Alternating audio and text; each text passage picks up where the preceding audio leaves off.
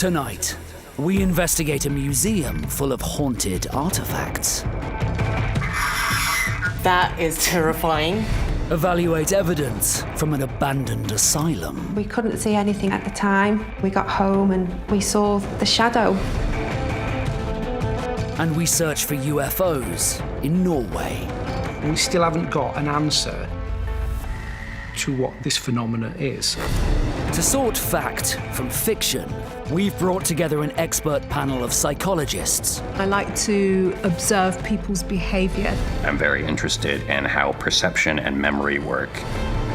And some of the most experienced investigators from the paranormal world. I would love to find out what it's like on the other side. I am on the lookout for undeniable proof. All hoping to see the paranormal captured on camera. What the hell is going on there? In the paranormal world, apparitions are believed to be residual energy that a person leaves behind when they have passed on. But sightings are often fleeting and very rare. So in Devon, in the UK, in 2018, when a mother was filming her young son riding his bike in the grounds of a 19th century mansion, she was shocked to discover she wasn't the only one watching over him.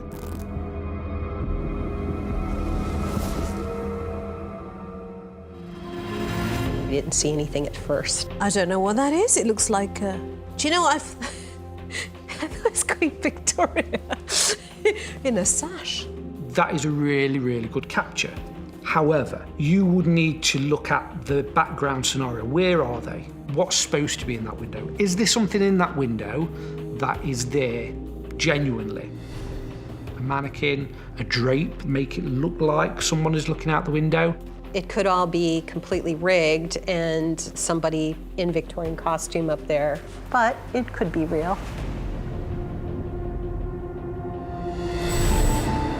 In search of the truth, teams of investigators around the world equip themselves with the latest technology and head off into the unknown.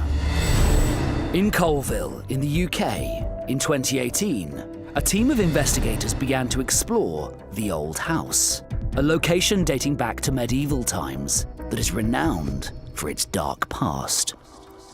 It's a fascinating building and it's a hotspot really for a lot of paranormal investigators. The most compelling story that's associated with this property is the story that the house owner murdered his wife and his children and his mistress. Those are the people that are supposed to be still here now in this property that haunt it. We decided to investigate the front room, the old parlour room. The other members of the team were using other bits of equipment, started to call out. So we came around the séance table. The energy that was coming through was really quite strong. So I asked one of the girls to get the FLIR camera. FLIR stands for Forward-Looking Infrared and uses thermal imaging technology. So I couldn't believe what I was actually looking at. There was a face in the camera looking back at us, and there was no face on the other side. The face was actually in the camera, and as we panned round, the face moved with the camera, and it was just looking back at us. It's a face. Who are you? Oh, I'm shaking. Let me see. Jesus wept. It's not. Is that the guy that's walking around there? It's not defined out, but that's it's not the face. moving though. It's not moving, guys. I see a face. I'm sure that 90% of the public will see a face, and 10% will argue that it's, you know, a fingerprint on the lens. But that remains blue, which means it's cold. And behind it, you can see all the other variables in temperature. That remains blue. That was a very cold, very obvious face. That was just amazing. I can't think of any way somebody could fake that. It totally blew us all away, and it's been one of the best pieces of evidence that we've ever captured. And Jane is not the only investigator to capture compelling evidence on camera at the Old House.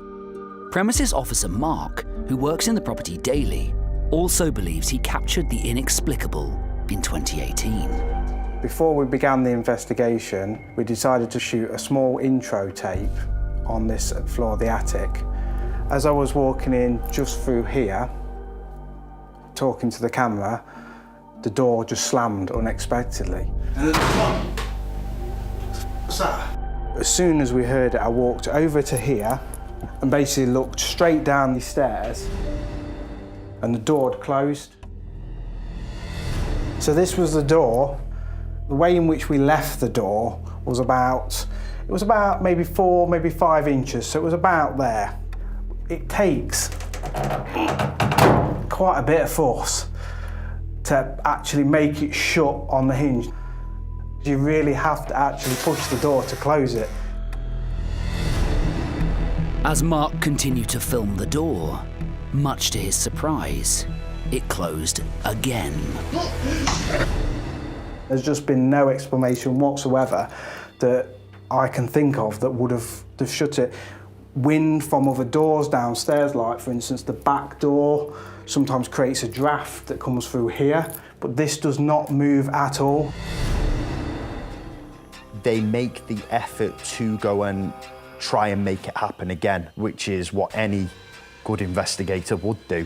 You see how much force he has to put in to actually close the door. Slamming doors sometimes could be anything. I'm a little skeptical, but I'm going a little more towards yes, something's going on there. I'd like to see them do some lopped off cameras on it maybe in a couple different angles. I would say that's legit. I've seen stuff like that happen before. And then obviously when there's nobody there, you're in for a nasty shock. Spirits are not only believed to form attachments to places, but also objects that have significant meaning for them.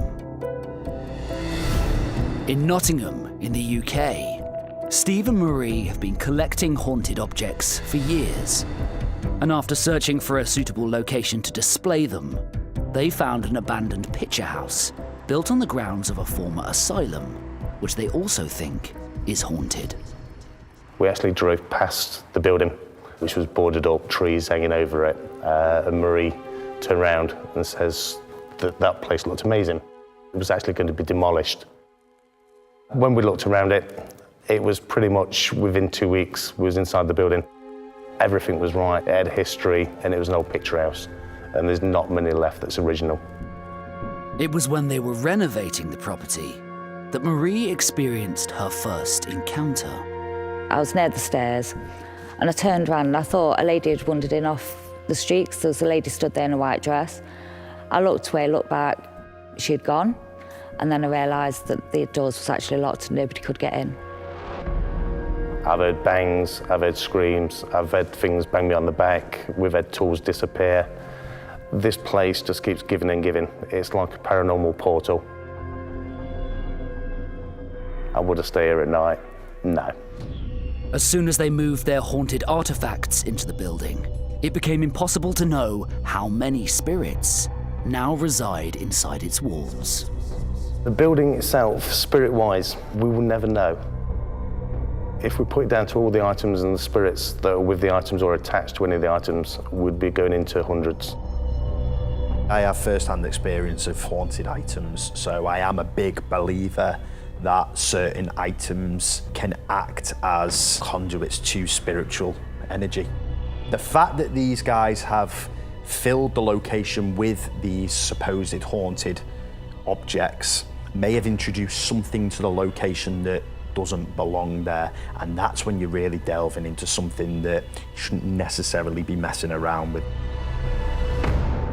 Having both experienced activity in the old picture house, they decided to try and capture evidence on camera. Pretty much every time we close, we put motion-sensored cameras around the building so we can actually capture anything that goes on around the night and for security purposes as well. We came back the next day, Steve collected all the cameras up, we opened the museum to the public. About an hour or so later, Steve shouted us over. He'd been going through the footage. He says, just watch the hearse. One of the haunted artifacts they have in the location is a hearse from the Victorian era. We actually couldn't believe what we saw. The handle is far too heavy for it to be a breeze or anything like that. We can't think of any reason why that handle would actually lift if it wasn't paranormal. That is very significant. I mean, the forces alone, to have poltergeist activity like that and to capture that, I would say I'm pretty impressed with that. And it would be very hard to debunk it. Of course, yeah, you can replicate it. Everyone knows you can get a piece of string, flip it up. I don't think these guys would do that. If somebody was doing that, how would you stop it to keep it from hitting the glass? It goes up and then you can see it stop and then go back. It's just, that's amazing footage. Look at the elements that are at play here. A hearse, which would have carried dead people. A handle that suddenly moves. Therefore, it means that there's a spirit attached to it in some way. We need to make sense of things that normally don't make sense to us at all. That is why we imbue it with something much more powerful. I would say that it's definitely genuine poltergeist activity, caught on camera. As this one piece of evidence from the old picture house is so compelling, we've sent paranormal investigator MJ Dixon along to investigate further, in the hope of capturing more proof. This is our famous auditorium, and this is our Victorian hearse. This is where we caught the footage from one of our locked-off cameras.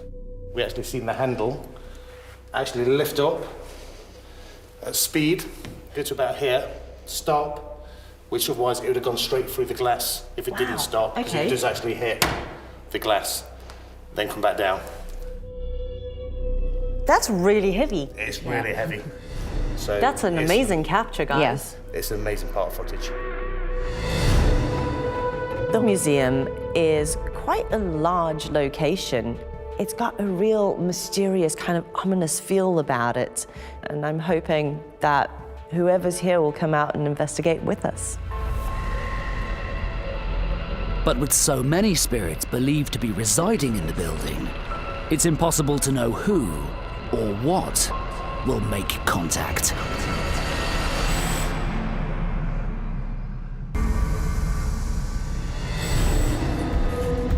Being in the right place at the right time is key to witnessing the paranormal. But these days, catching it on camera is even more important, as digital evidence is harder to dispute than something seen only by the naked eye. In 2008, at an undisclosed location in America, a team of paranormal investigators were called in to help a distressed family at the center of poltergeist activity. The evidence captured at their home led to the family moving out, never to return again.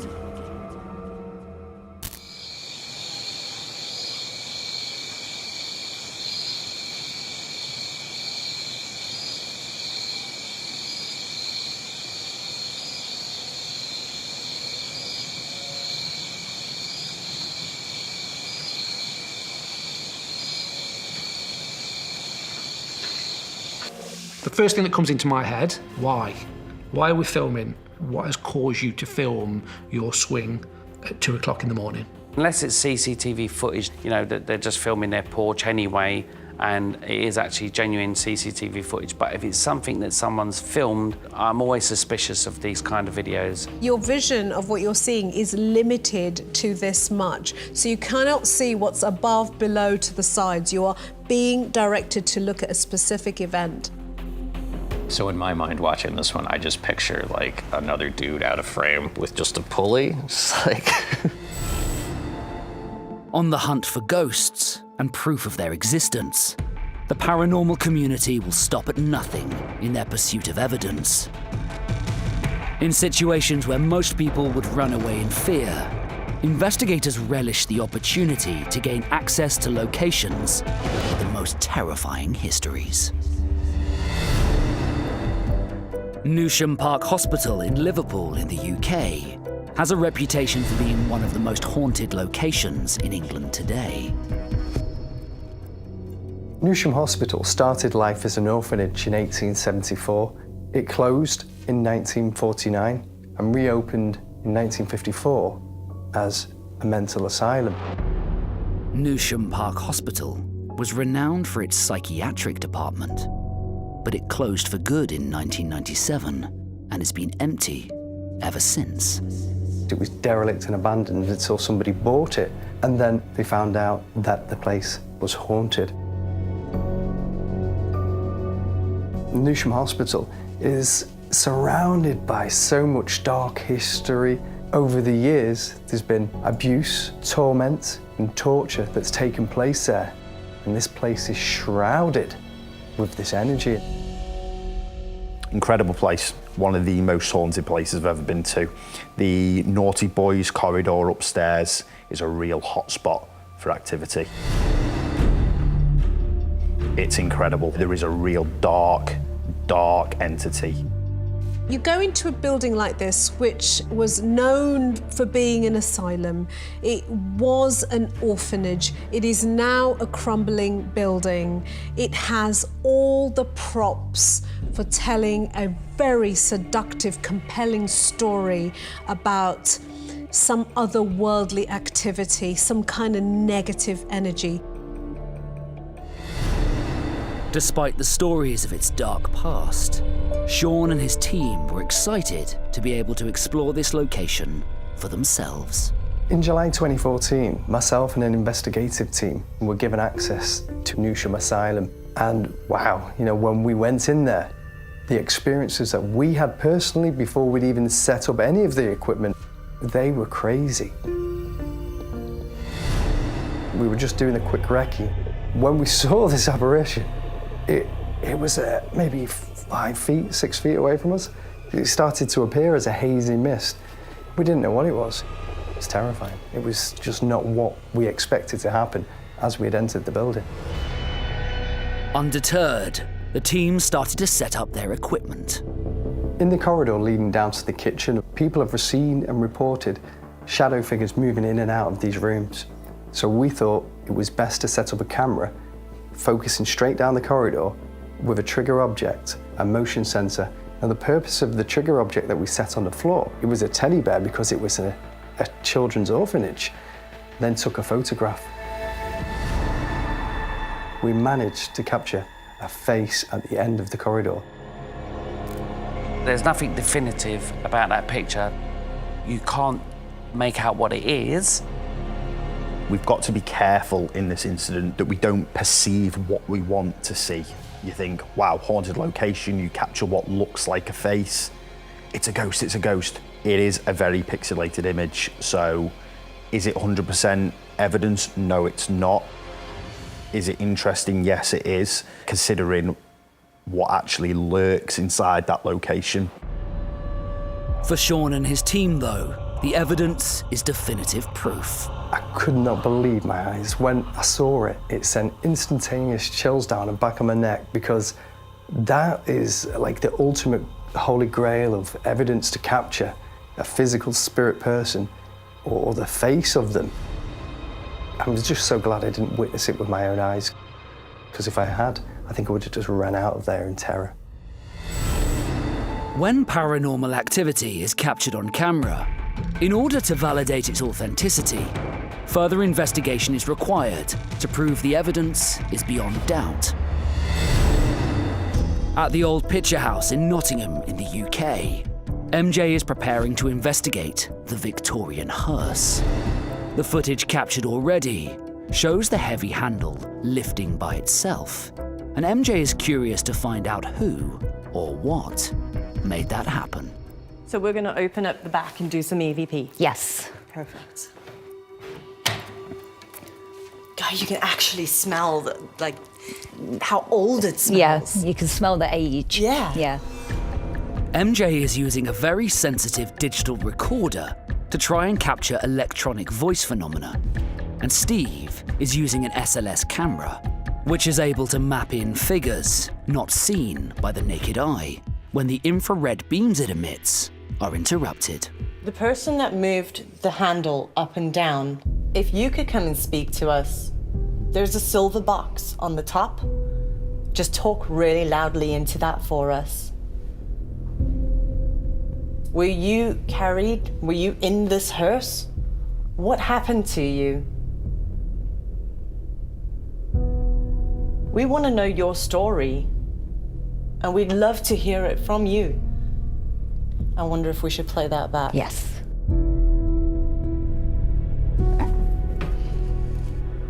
Were you carried? Were you in this hearse? I was. Oh my gosh, I just got goosebumps. I think we need to play it one more time because that was quite a clear answer. Yeah, I agree. So that's amazing. Were you carried or pulled in this hearse? I was. Yeah. I could hear I was because she did say it, but I do hear two syllables or two words, and the pause between, I would say they're two words, but I can't tell for sure what they are.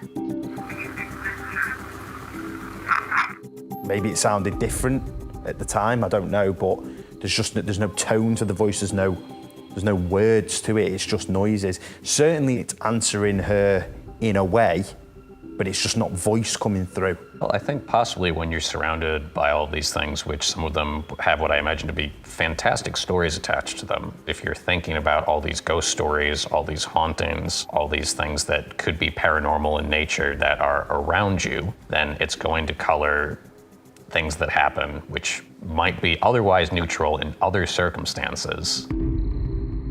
It's been proven that objects have been haunted.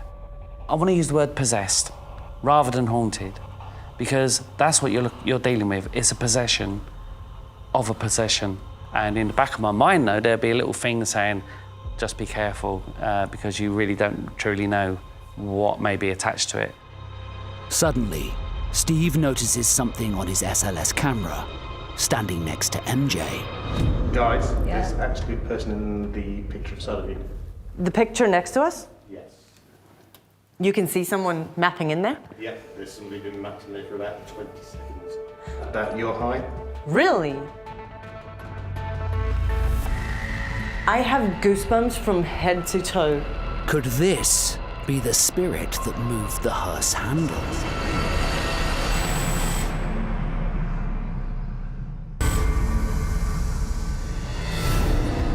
To be defined as paranormal, an event must challenge logical or rational reasoning and can encompass anything that is beyond scientific explanation. In Hesteland, in Norway, light anomalies have been detected in one valley since the 1980s. Despite becoming the subject of much research, scientists are still no closer to understanding what these phenomena are, leading to speculation that they might be extraterrestrial.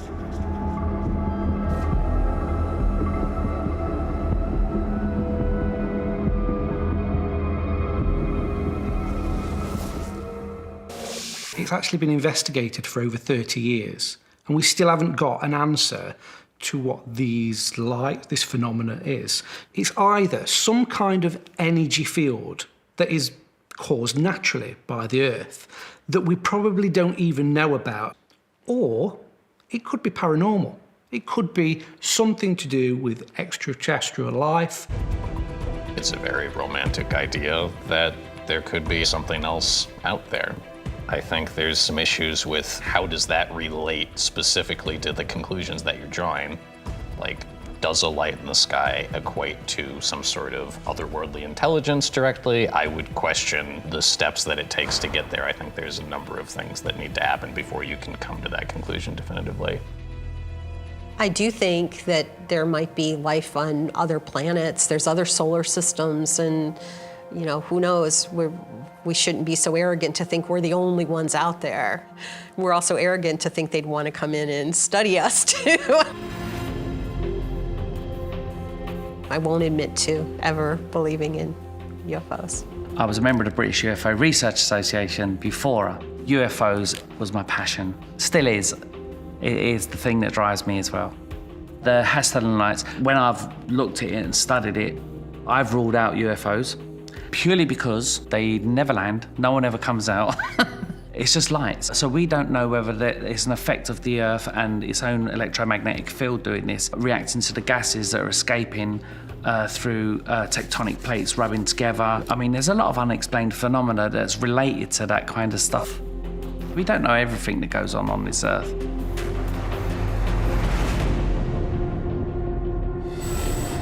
Nottingham Park Hospital in Liverpool, in the UK, is notorious for paranormal activity.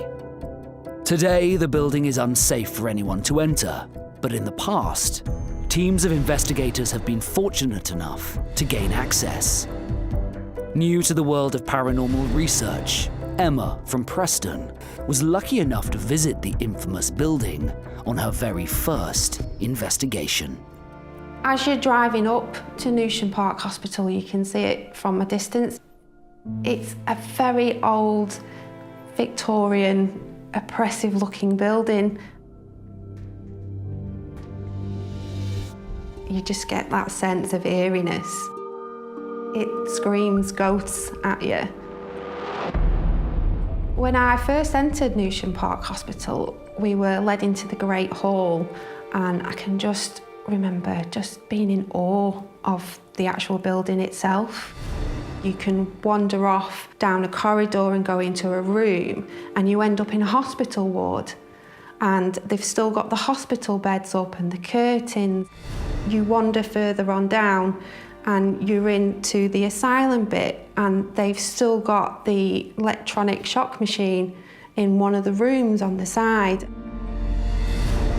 My first ever paranormal experience at Nottingham Park Hospital was when we did a bit of table tapping, and we did that in the hospital ward. There was people around the table with their fingers on the table, keeping perfectly still, asking questions, and you can hear tapping on the table. Yes. Thank you, that was really absolutely good. Brilliant. Can you do it again? Can you do it loud? Absolutely amazing. Yes, that's excellent. I'd look underneath the table and he'd ask another question, and I could hear the tap again, and I just couldn't explain where the tap was coming from. Will you tap how old you are? 1, 2, 3, 4. We're 4. My face literally was right next to the tapping. There was nothing I could physically see with my eyes that was making the tapping, yet I could hear it as clear as day, and so could everybody else. You can clearly hear tapping on the table. You can clearly hear the tapping come back in response. What I will say is that without any camera footage, then it's easily debunked, because it could be any number of guests sat around the table either doing it without being aware that they're doing it or clearly trying to fake it. For Emma, witnessing the event in person, this exciting evidence made her eager to investigate the location further. I'd gone there for a specific purpose, to find out if paranormal did exist, if ghosts existed. I wasn't going to step back from that. I was going to run towards that and go and see if I could find out if that was the case. In Nottingham, in the UK, paranormal investigator MJ Dixon is investigating the old picture house. She's already captured what she believes to be electronic voice phenomena, and a figure was detected on the SLS camera by Steve. MJ now wants to introduce a new piece of kit into the proceedings. The portal that we're using was built by Steve himself. And the reason I want to use this device here is because they've used it on numerous occasions, and with good results. It seems that whatever's here communicating with them is used to this device.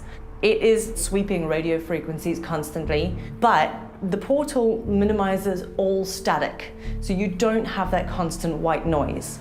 You just have purely the voices coming through. MJ has separated herself from Marie and Steve. In the auditorium, they will call out to the spirits in the location, and MJ hopes they will answer through the portal. So that MJ has no knowledge of the questions they ask, communication is through walkie-talkies only. Guys, when you're ready. Can you tell MJ your name via the device? Oh my gosh, I thought that just said MJ. Can you touch MJ? Give her a push. I'm going to touch her, but be kind. But not so kind. Big push will be good. Despite the playful nature of their request, the investigation starts to take a sinister turn. The feeling in here has gotten a bit more oppressive.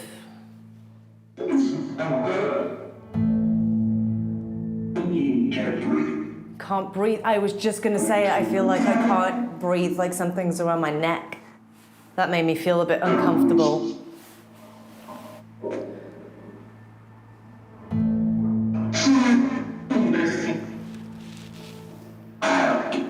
It felt like something touched the back of my head. Can you tell MJ where you are from, please?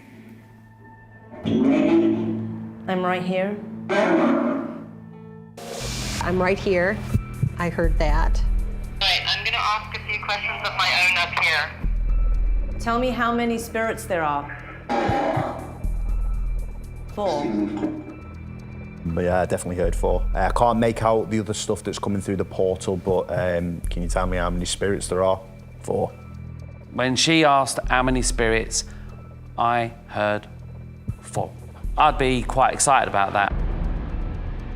If you are primed and looking for proof of the supernatural, that kit and your belief will equal some kind of narrative, and you will then attach that narrative to the history of the place, to the history of the objects, to what those objects may have carried with them, you know, the energy of previous owners. And it becomes a very emotional investment, but the kit gives it some kind of objective reality. But actually attached to that is a lot of storytelling, and you're putting the two things together and saying, this is factually correct. After the physical encounter she experienced in this experiment, I feel like I can't breathe, like something's around my neck. MJ now believes the spirits in this location may not be friendly.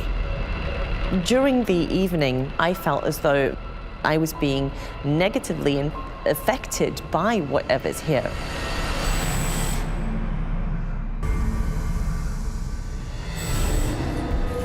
A paranormal experience is often subjective, and although it can be felt, seen, or heard, capturing proof on camera eliminates the possibility of doubt. In 2018, in a suburban house in the south of Wales in the UK, this footage was captured one evening. The two friends are baffled by the activity they are witnessing. Could this be paranormal? Or is there a rational explanation? I can't watch now. Is it? The curtain.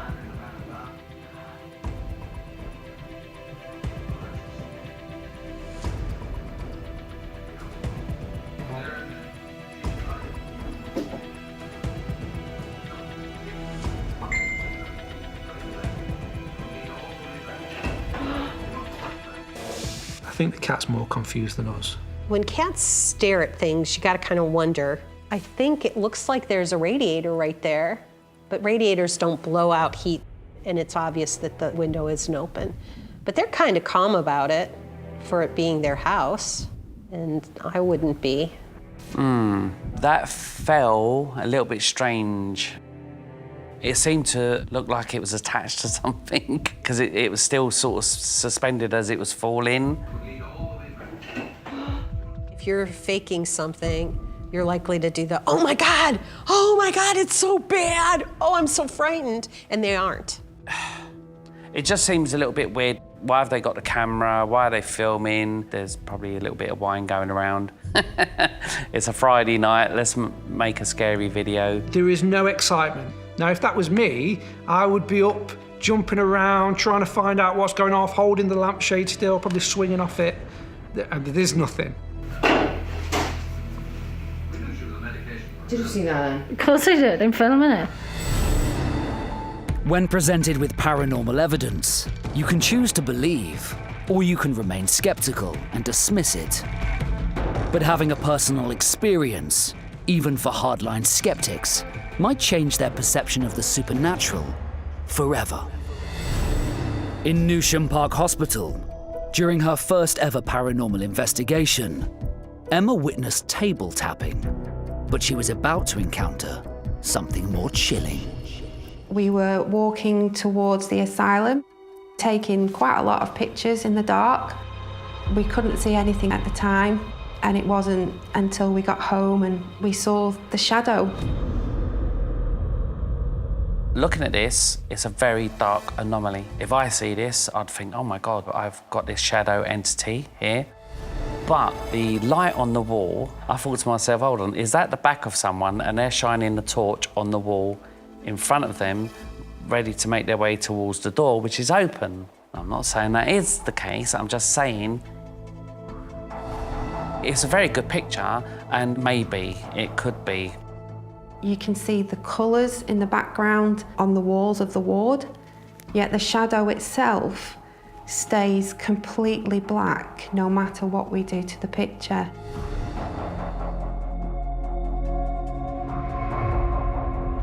Any of the old asylums are interesting places.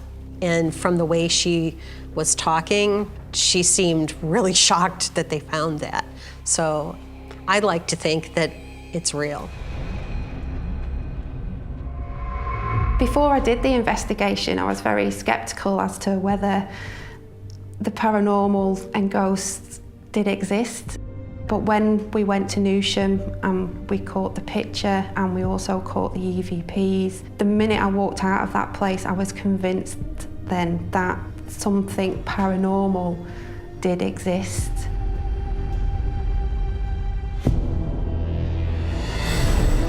In Nottingham, at the old Picture House, the investigation is continuing. They've already captured some EVP from the hearse, and MJ believes she may have communicated with a negative spirit. Can't breathe. I was just gonna say, I feel like I can't breathe, like something's around my neck. In the past, Steve and Marie believe they have seen a shadow person in the attic. So, curious to find out who this might be, MJ decides to investigate. Okay, so I think if we sit around here, guys. Yeah. I would do some EVP up here because I want to try and communicate with the tall, dark shadow that manifested in here. Is there anyone else in this room with us?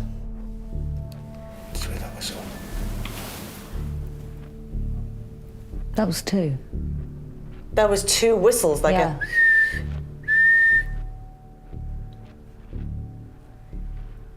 If that was you whistling, could you make that noise again, please? Could you whistle again?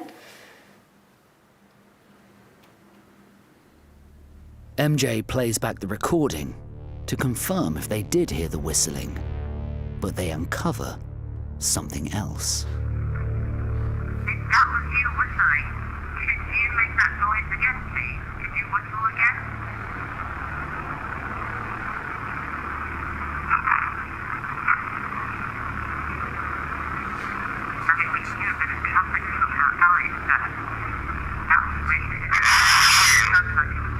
Okay.